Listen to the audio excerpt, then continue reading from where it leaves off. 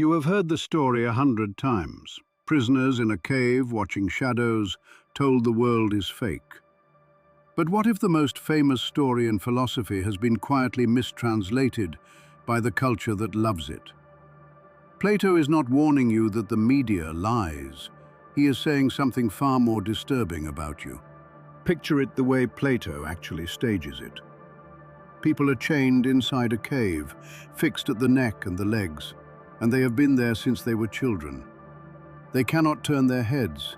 They cannot even glance at each other. All they can do is stare at the wall in front of them. Behind them, higher up, a fire is burning. And between the fire and the prisoners, there is a low wall, like a screen at a puppet show.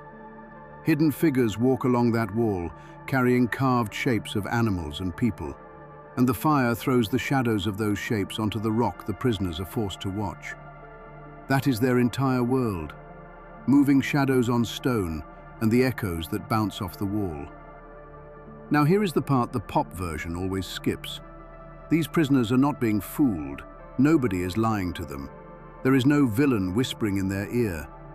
They call the shadows by names. They get good at predicting which shape comes next. They hand out prizes to the sharpest shadow watcher among them. And they believe, completely and sincerely, that the shadows are the real things. Not because someone deceived them, because they have never once seen anything else. This is not a story about a lie. It is a story about the only world you have ever had. So, if it is not about deception, what is the cave actually arguing? Plato is drawing a map of knowledge itself. The shadows on the wall are not propaganda. They stand for the ordinary world you see every day, the surfaces, the appearances, the things you take for solid fact. And here is the unsettling move. Even the carved objects being carried behind the prisoners, even the fire itself, are still only a lower rung. The cave sits on top of two images Plato gives just before it, the sun and the divided line. Together, they sketch a ladder. At the bottom, shadows. Above that, the physical objects that cast them. Above that, reasoning and mathematics. And at the very top, the forms, the perfect realities that ordinary things are only rough copies of. So imagine a hand lifting a real carved object in front of the fire, and you start to realize the disturbing thing. That solid object is not the truth either. It is just a better shadow, a copy one level up. Scholars argue about exactly how the rungs line up, so hold the ladder as Plato's framework, not a finished chart. But the direction is clear. The cave is not a conspiracy theory. It is a diagram of ignorance and of the long climb out of it. And that climb, Plato warns, is going to hurt. One prisoner is set loose. And notice the verb Plato uses. The prisoner does not stroll out, curious and eager. He is dragged up a steep and rough path against his will. This is the detail the triumphant version always erases. Liberation for Plato is agony. The chains come off and the firelight alone is blinding. Forced toward the mouth of the cave, into real daylight, his eyes burn so badly he cannot see anything at all. And in that pain, here is the twist. He would swear the old shadows were clearer and truer than these dazzling new things. He would want to go back. Only slowly do his eyes adjust. First he can bear to look at shadows again, then at reflections in water, then at actual objects, then at the night sky and the stars. And last of all, hardest of all, he can finally look at the sun. Now be careful here, because the culture gets this wrong too. The sun is not just a vague symbol for truth. Plato is specific. The sun stands for the form of the good, the highest reality, the source that makes everything else knowable, seen only last, and only with enormous effort.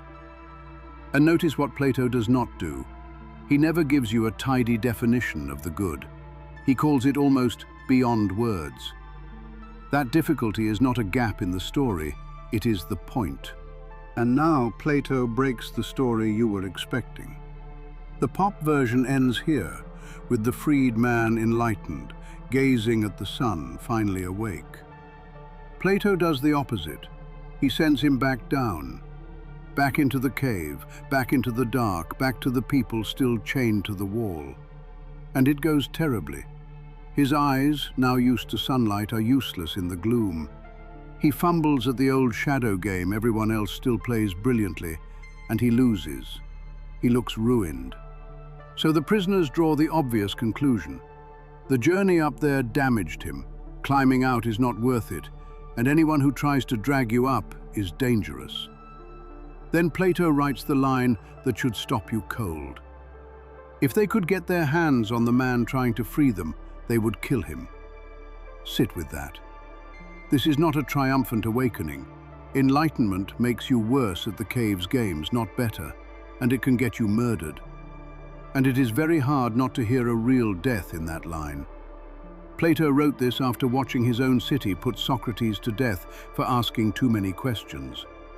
He never says the prisoner is Socrates, but the man who climbs out, comes back, is mocked, and is killed for it. That is a corpse Plato had actually seen. So where does that leave you, watching from your own chair? Plato has one more idea, and it is the most honest and the most uncomfortable. He says real education is not pouring facts into an empty head, the way you might pour sight into blind eyes. The prisoner already had working eyes. What he needed was to be turned around. Plato calls it the turning of the whole soul, rotating a person who is already capable so they face the light instead of the wall. And that raises a question the allegory never answers. If education is turning someone toward the light, then who decides which way is up? Who gets to hold the fire? Plato's own answer, that the people who have seen the good should be compelled to come back and rule, is exactly the part that makes modern readers uneasy. He does not pretend it is comfortable. The philosopher goes back reluctantly, not for his own happiness, but because the city needs him. So this is not a story that lets you feel clever for being awake. It turns on you, and it asks two questions you cannot dodge. Which shadows would you defend to the death? And could you survive being shown they were shadows? Look back at that first prisoner now, the one chained to the wall. Imagine him slowly, for the first time, beginning to turn his head. And the firelight catches one eye. So the cave was never a flattering story about clever people seeing through the lies. It is about education as a painful, involuntary turning of the whole soul, and about the brutal fact that the one who climbs out and comes back is mocked and sometimes killed for it. It gives you no comfortable seat. If you are the freed prisoner, the climb will hurt. If you are still chained, one question stays open. Who gets to hold the fire? Tell me where you land in the comments. And if you like questioning what everyone takes for granted, subscribe and stay curious.